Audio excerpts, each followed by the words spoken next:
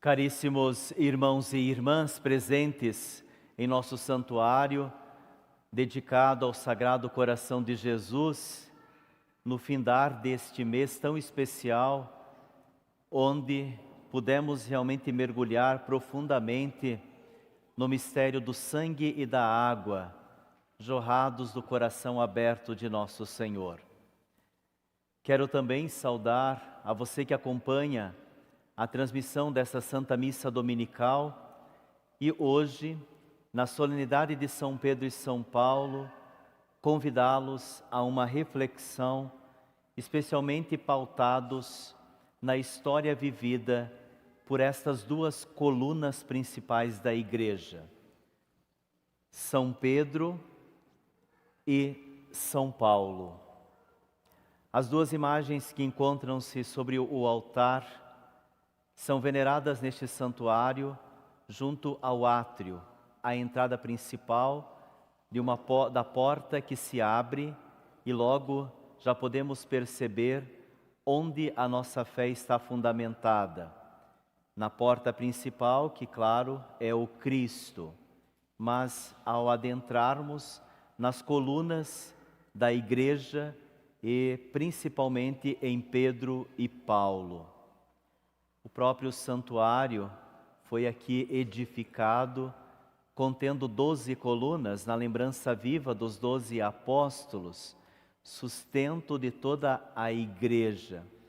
Principalmente hoje, falamos deste elo de unidade que precisamos manter com Pedro e com Paulo. Diferentes foram os caminhos pelos quais estes discípulos encontraram o Senhor.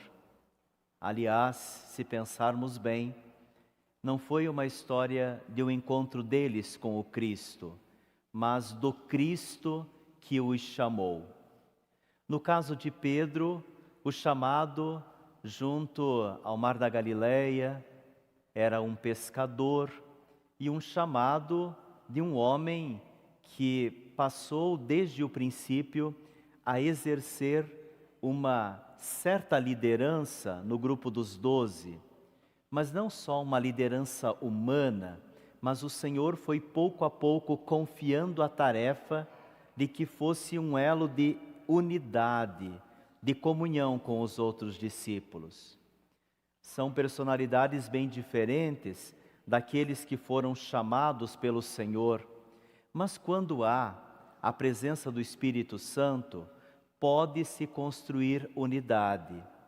E na lista dos 12, geralmente, e todas as vezes que falamos do chamado dos primeiros, Pedro figura-se entre o primeiro, dado a importância de ser um elo fundamental, escolhido pelo Senhor para que também, como discípulo, pudesse se tornar um grande apóstolo. Duas leituras hoje falam a respeito da missão de Pedro.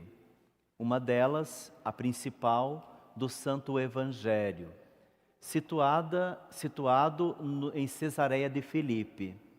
Estamos numa parte do Evangelho onde o próprio Jesus já tinha realizado sinais, curas, milagres, e agora, antes de prosseguir ou de seguir para Jerusalém, chama-os para que, dentro daquele momento vivido, pudessem fundamentar ainda mais o seu seguimento. Chama-os para esta região de Cesareia de Filipe, uma região repleta de muitas rochas. E ali Jesus pergunta-lhes o que dizem a respeito dele, porque ainda não havia a consciência de que Jesus verdadeiramente era o enviado do Pai. Alguns achavam que era um grande profeta, alguns achavam que era Jeremias, alguns achavam que era novamente João Batista, mas Jesus insiste nas perguntas com os discípulos, porque quer que, a partir da pergunta e desta indagação, brote um fundamento da vida eclesial. E vós, quem dizeis que eu sou? A pergunta relaciona-se a todos os discípulos e começa a brotar todo um ambiente eclesial, ou da igreja que o Cristo formaria do seu lado aberto. É aí então que Pedro toma a palavra e responde: Tu és o Messias, o Filho do Deus vivo. Pedro, então, pela primeira vez, professa a fé de que Jesus é o enviado de Deus, mas não o faz somente no nome próprio, faz em nome da igreja. E por isso mesmo Jesus confirma Pedro de toda a tarefa de ser elo de unidade. Feliz és tu, Simão, filho de Jonas, porque não foi um ser humano que te revelou isso, ou seja, não foi fruto da humanidade, mas o meu Pai que está nos céus. Por isso eu te digo, e Jesus então, neste momento, direcionando-se a Pedro, coloca-o como pedra fundamental. Tu és Pedro, e sobre esta pedra edificarei a minha igreja, e o poder do inferno nunca poderá vencê-la. Assim termina a frase dita por Jesus. Ou seja, Jesus confirma Pedro e confirma esta fé e ao mesmo tempo, em seguida, lhe dá a condição de ser elo de ligação entre o céu e a terra. O que ligar no céu, o que ligar na terra, o que estiver desligado ou não estiver unido, tem a tarefa agora, Pedro, de unir, de colocar inclusive a igreja neste elo de unidade. É assim, meus irmãos, que Pedro figura-se como um escolhido pelo Senhor.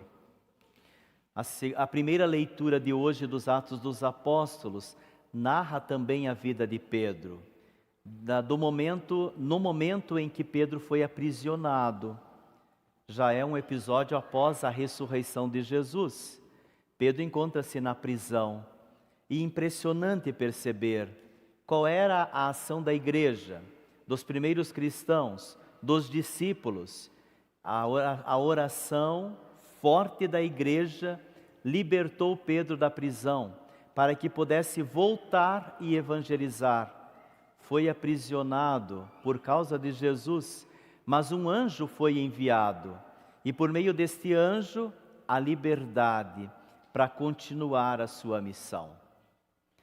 Paulo fez um caminho um pouco diferente, tinha um outro nome. Muitas vezes o conhecemos como Saulo. Nos episódios narrados no início dos Atos dos Apóstolos, Saulo perseguia os primeiros cristãos. Não aceitava que Jesus realmente, o enviado do Pai, tivesse passado pela morte e ressuscitado. Foi então que, a caminho de Damasco, o Senhor lhe aparece. E nesta aparição, Paulo faz uma experiência muito bonita, como nós fazemos, no momento em que encontramos Cristo na vida. E a partir desta experiência, Paulo volta-se para um tempo de evangelização, torna-se anunciador do Senhor. Paulo era um homem muito estudioso, esperava o Messias, esperava ansiosamente pelo Senhor e reconheceu o Messias estava entre eles. E não fez a experiência de encontrar fisicamente o Cristo durante o tempo em que o Cristo esteve na terra, mas experienciou o Cristo ressuscitado, como nós o fazemos. E a partir de então, uniu-se aos outros discípulos, esteve próximo, para que assim pudessem também construir elo de unidade. Paulo viajou e em viagens missionárias falava de Jesus, anunciava o Evangelho. Por outros lugares, ou por lugares por onde passou, melhor dizendo, também enviou algumas cartas. Quantas cartas, quantas narrativas de São Paulo encontramos no Novo Testamento. Hoje, na segunda leitura, há um relato de um verdadeiro testamento de São Paulo. Provavelmente este texto não é de São Paulo propriamente dito, é de um dos seus discípulos, como também outros textos são atribuídos a São Paulo. Contudo, independente do autor, o mais importante é saber a beleza que está de um homem que no final da vida, convicto da fé, sabia que tinha completado a sua missão. Combati o bom combate na fé, completei a corrida, guardei a vida de fé, agora está reservada para mim a coroa da justiça. E São Paulo assim cumpre a sua missão. Os dois, Pedro e Paulo, foram martirizados em Roma no ano de 64, não no mesmo dia, mas desde o princípio foram venerados no mesmo dia, para que recebessem uma igual veneração por toda a igreja. E até hoje mantém-se esta grande solenidade das colunas principais da igreja, e a inspiração de Pedro e a inspiração de Paulo encontra-se no Papa. Hoje é o dia do Papa.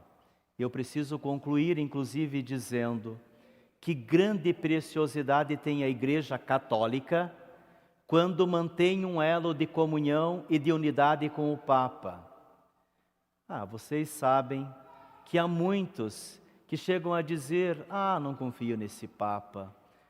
Mas este Papa não vou seguir. Então, pode ser tudo, vai fazer outra coisa, não é católico como de fato é a Igreja Católica. Se não temos comunhão com o Papa e com o Bispo, nós podemos ser tudo menos católico. Podemos até ser cristãos, podemos ser de outra denominação religiosa e a liberdade nos dá de escolhermos. Mas se dizemos que somos católicos, apostólicos romanos, por que Roma? Porque lá houve o martírio de Pedro e Paulo.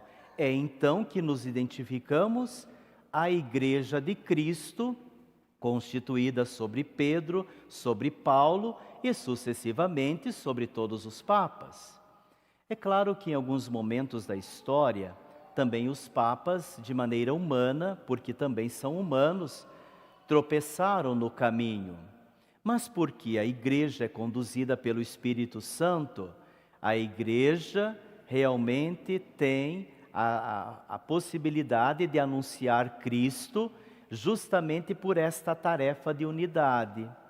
Mesmo que em muitas ocasiões o mal tenta buscar artifícios para tirar a unidade, e até de orar pelo Papa. Pasmem vocês, tem pessoas no tempo atual que não rezam pelo Papa e dizem que este Papa não me representa. Então vai fazer outra coisa, vai para outra igreja, vai para outro lugar, que se o Papa não representa, não sou mais católico. É princípio de unidade, é unidade fundamental. Alguns que ficam até questionando o concílio, dizem que a igreja terminou antes do Concílio Vaticano II. Meu Deus, quanta heresia feita! A igreja é contínua, são 21 concílios. Aconteceu desde o Concílio de Jerusalém, o primeiro, narrado nos Atos dos Apóstolos, até o último. E a igreja sempre aberta. Imaginem se os discípulos tivessem fechado a igreja e não tivessem ido pelo mundo anunciar a boa notícia. Nós nem estaríamos aqui. E o que será das gerações futuras se não anunciarmos Jesus Cristo com aquilo que é próprio do nosso tempo, falando na nossa língua? A mensagem da evangelização chega hoje para nós com o tempo em que estamos vivendo. É louvável os momentos históricos da igreja, mas a igreja caminha por 2 milênios. E 2 milênios de transformações, de mudanças. E graças a Deus que sempre conduzida pelo Espírito Santo, não guiada pela força do maligno. O maligno tenta tirar a unidade da igreja, viu? O maligno tenta tirar, até mesmo quando visivelmente precisamos manter a unidade com o Papa, com os bispos e, principalmente, eles entre si mantêm esta unidade. E o Papa tem esta tarefa de nos confirmar na vida de fé. Por isso a nossa oração. No momento atual, pelo Papa Francisco, e ainda maior a nossa oração, porque ele sim, porque sou católico e porque sou padre, me representa, e me representa muito bem. E porque tem as chaves do reino dos céus, porque foi escolhido pelo Espírito Santo, porque faz de tudo para anunciar Jesus Cristo. Que bela foi a expressão do Papa, agora recentemente, quando, não só para o nosso Brasil, mas em todos os lugares o Papa o faz, mandou uma quantia valorosa para o Rio Grande do Sul. Aliás, a quantia mandada é fruto de uma coleta que fazemos hoje, chamada de Óbolo de São Pedro. O Papa assiste os lugares do mundo inteiro com esta tarefa de assistência. Porque a igreja, materialmente, claro, nem precisaríamos ter uma oferta para o Vaticano para as obras caritativas, sim. Porque aí está a grande riqueza da igreja. Sabe que alguns até questionam o óbolo de São Pedro. Por que fazer coleta sendo que a igreja é tão rica? Já fui no Vaticano e vi as riquezas da igreja, mas perguntem se dá para vender tudo aquilo lá, se não é um patrimônio da humanidade. Não é possível vender, é preciso conservar. E há inclusive hoje a tarefa de cuidado a tantos pobres que estão em Roma e a tantos que estão precisando do auxílio no mundo inteiro. Que feliz é esta ideia da igreja, não é uma ideia do Papa atual, é da igreja há muito tempo, de um dia ao ano lembrarmos mais ainda do Papa e pedirmos que ele realmente seja fortalecido na fé. E ainda podemos ofertar um pouco para que ele também nas obras assistenciais do mundo inteiro possa ajudar aqueles que precisam. Sejamos igreja, é muito bom ser católico. Sejamos igreja realmente fundamentada nos princípios da igreja e que o Espírito Santo realmente suscita. Estejamos unidos ao nosso bispo, estejamos unidos ao Papa. Deste modo, nós não erramos. Nós estamos sempre acertando e com certeza caminhamos para a eternidade. Em pé, professemos a nossa fé.